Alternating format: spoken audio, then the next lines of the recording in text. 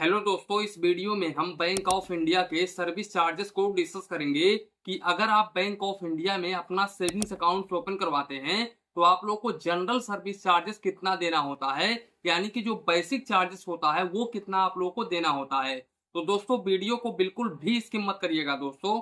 दोस्तों, जानकारी के लिए हम आप लोग को बता दें कि bank of India government sector का बैंक है। इसके अलावा दोस्तों काफी सारे लोगों के मन में एक कंफ्यूजन होता है कि हमारा पैसा इस बैंक में किस हद तक सुरक्षित होता है।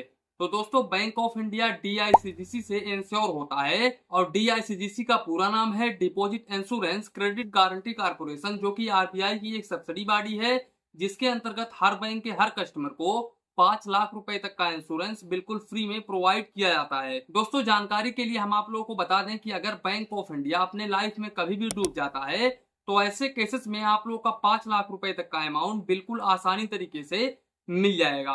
इसके साथ साथ दोस्तों बैंक ऑफ इंडिया में आप लोगों को मोबाइल बैंकिंग और इंटरनेट बैंकिंग का भी फैसिलिटीज देखने को मिल जाता है। इसके अलावा bank of India savings accounts के ऊपर chequebook, passbook, ATM card offer करता है। अब दोस्तों हम आते हैं बैंक ऑफ इंडिया के बेसिक चार्जेस के ऊपर। तो दोस्तों सबसे पहले अगर हम एलिजिबिलिटी क्राइटेरिया की बात करें तो यहाँ पर तो आप 10 ईयर से अपना सेविंग्स अकाउंट ओपन करवा सकते हैं। हालांकि जब आप 10 ईयर से अपना एक सेविंग्स अकाउंट ओपन करवाते हैं तो वो अकाउंट पूरी तरह से माइनर के कैटेगरी में होता है और उसको पेरेंट्स मेंटेन करते हैं। जब आप 18 प्लस हो जाते हैं तब वो अकाउंट्स कन्वर्ट हो जाता है मेजर अकाउंट में। दोस्तों अगर हम डॉक्यूमेंट्स को डिस्कस करें तो यहाँ पर आप Aadhaar card, voter ID card, driving licence, इसके साथ साथ कोई भी लीगल डॉक्यूमेंट्स दे करके अपना सेविंग्स अकाउंट ओपन करवा सकते हैं। बात करें दोस्तों अगर हम इंटरेस्ट रेट की तो यहाँ पर बैंक ऑफ इंडिया 2.75% से लेकर के 2.90% तक का रेट ऑफ इंटरेस्ट ऑफर करता है।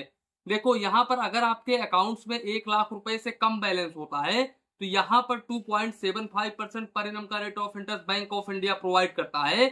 और अगर आपके अकाउंट्स में 1 लाख रुपए से अधिक का अमाउंट होता है तब यहाँ पर बैंक ऑफ इंडिया आप लोग को 2.90% पर एनम का रेट ऑफ इंटरेस्ट ऑफर करता है।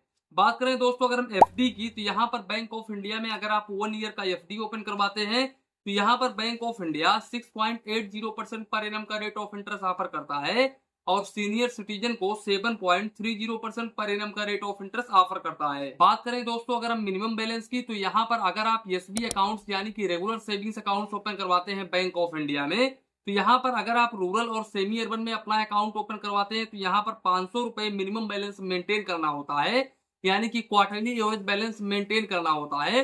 दोस्तों काफी सारे लोगों को ये समझ में नहीं आता है कि क्वार्टरली एवरेज बैलेंस है क्या।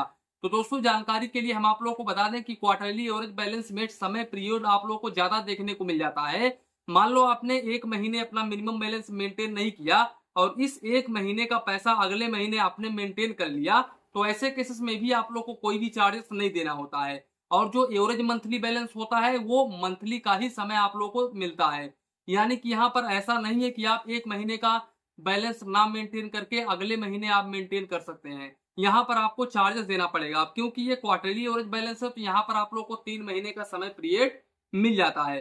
दोस्तों अगर आप रूरल और सेमी अर्बन में अपना मिनिमम बैलेंस मेंटेन नहीं करते हैं तो यहाँ पर मैक्सिमम 100 रुपए प्लस जीएसटी क्वार्टरली यानी कि प्रति 3 महीने में चार्जेस देना होता है।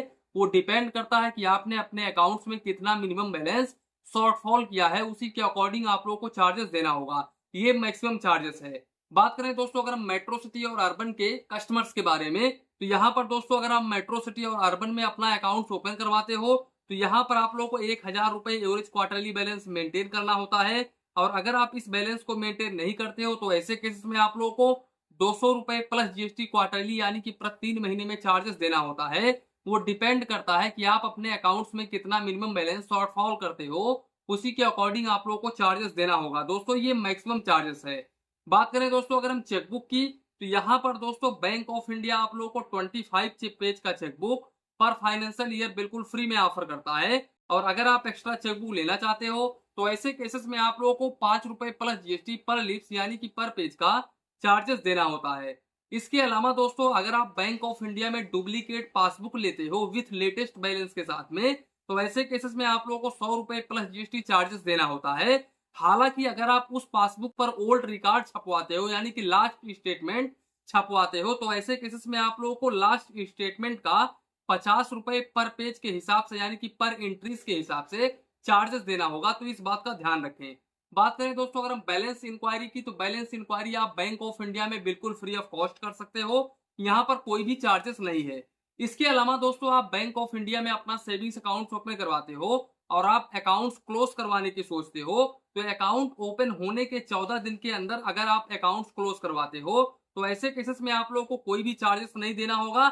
और इसके अलावा अगर आप 14 दिन के बाद में यानी कि 15 दिन के बाद में अकाउंट ओपन होने के 15 दिन के बाद में और 1 साल के पहले क्लोज करवाते हो, तो ऐसे केसेस में आप लोगों को 500 रुपए प्लस जीएसटी चार्जेस देना होगा। और अगर आप 1 साल के बाद में क्लोज करवाते हो तो कोई भी चार्जेस नहीं देना होगा।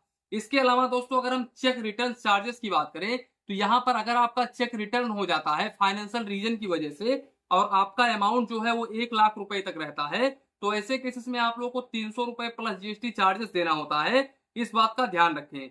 इसके अलावा दोस्तों अगर आप अपने अकाउंट्स में सिग्नेचर वेरिफिकेशन करवाते हैं, तो ऐसे केसेस में आप जितने बार भी सिग्नेचर वेरिफिकेशन करवाएंगे उतने बार ही 100 रुपए प्लस जीएसटी चार्जेस आप लोगों को देना होगा।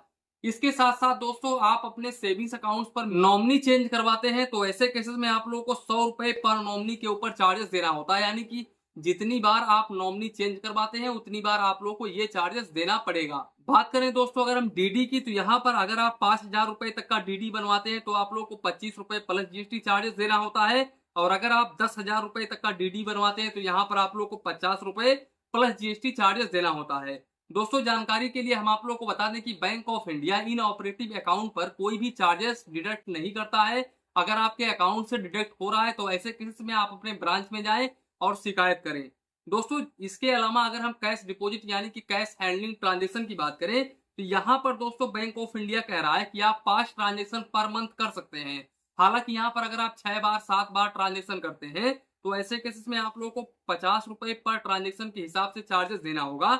हालांकि यहाँ पर इन्होंने टर्म कंडीशंस में ये भी लिखा है कि 1 लाख रुपए से अधिक पर डे कैश डिपॉजिट नहीं कर सकते हो। दोस्तों अगर आप 1 लाख रुपए से अधिक का कैश डिपॉजिट पर डे करते हो तो ऐसे केसेस में 1 रुपए पर 1000 के हिसाब से आप लोग को चार्जेस देना होगा और मिनिमम 100 रुपए मैक्सिमम आप लोग को 10,000 रुपए तक चार्जेस देना पड़ सकता है। बात करें दोस्तों अगर हम कैश विड्रॉवल की, तो यहाँ पर दोस्तों 5 ट्रांजेक्शन पर मंथ यानी कि 5 बार आप पैसे निकाल सकते हैं बैंक ऑफ इंडिया के ब्रांच से या फिर दूसरे ब्रांच से। अगर आप इस लिमिट को क्रॉस करते हैं तो ऐसे केसेस में आप लोगों को 75 रुपए plus GST per transaction charges देना होता है। बात करें दोस्तों आरटीजीएस एनईएफटी की, तो यहाँ पर मोबाइल बैंकिंग के जरिए आप आरटीजीएस एनईएफटी या फिर इंटरनेट बैंकिंग के जरिए करते हैं तो ऐसे केसेस में आप लोग को कोई भी चार्जेस नहीं देना होगा। इसके अलावा दोस्तों अगर हम बात करें एटीएम कार्ड की, तो यहाँ पर bank of India classic variant का डेबिट कार्ड ऑफर करता है अपने रेगुलर सेविंग्स अकाउंट होल्डर को। दोस्तों वो रुपए भी हो सकता है, मास्टर भी हो सकता है, वीजा भी हो सकता है। अगर हम इस डेबिट कार्ड के एनुअल फीस और इशुएंस फीस की बात करें तो यहाँ पर आप लोग को 250 रुपए प्लस जीएसटी चार्जेस देना होता है, जो कि ऑटोमेटिकली आपके अकाउंट से काट लिया जाता है। बात करें दोस्तों अगर हम एसएमएस अलर्ट की, तो यहाँ पर 15 रुपए प्लस जीएसटी पर क्वार्टर यानी कि प्रति 3 महीने में चार्जेस देना होता है मैक्सिमम। इसके अलावा दोस्तों अगर हम बात करें मोबाइल नंबर चेंज की, ईमेल एड्रेस चेंज की, इसके अलावा एड्रेस चेंज की, तो दोस्तों यहाँ पर बैंक ऑफ इंडिया ने ये चार्जेस कंफर्म नहीं किया है अपने सर्विस चार्जेस में। हालांकि मैं ढूंढूंगा, अगर मिल जाएगा तो आप लोगों को बता दूंगा। हालांकि अगर हम दूसरे बैंकों के मुकाबले देखें तो यहाँ पर भी 50 रुपए से अधिक नहीं होगा दोस्तों, यानी कि मोबाइल नंबर चेंज का, ईमेल एड्रेस चेंज का यहाँ पर 50 रुपए प्लस जीएसटी आप लोगों को चार्जेस देना पड़ सकता है। वैसे दोस्तों मैं पहले ही आप लोगों को बता दे रहा हूँ कि मैं कंफर्म नहीं हूँ। अगर मैं देखूंगा मिलेगा तो आप लोगों को जरूर कम्युनिटी पोस्ट पर पोस्ट डाल दूंगा कि यहाँ पर इतना चार्जेस है। वैसे मिला नहीं है, मैंने काफी सारा ढूंढा है तो इनके सर्विस चार्जेस में यहाँ पर address change, mobile number change का सर्विस चार्जेस मुझे दिखा नहीं है। तो दोस्तों यही था बैंक ऑफ इंडिया का सर्विस चार्जेस। आशा करता हूं कि बैंक ऑफ इंडिया के रिलेटेड जो भी आप लोगों के मन में कंफ्यूजन होगा वो बिल्कुल भी इस वीडियो में क्लियर हो गया होगा। तो इसी के साथ में वीडियो समाप्त करते हैं। वीडियो पसंद आया हो तो प्लीज वीडियो को एक लाइक करिए और अपने चैनल फाइनेंस बैंकिंग को सब्सक्राइब करिए। मन में कुछ डाउट हो, कंफ्यूजन हो तो प्लीज कमेंट करिए। धन्यवाद, मिलते हैं नेक्स्ट वीडियो में।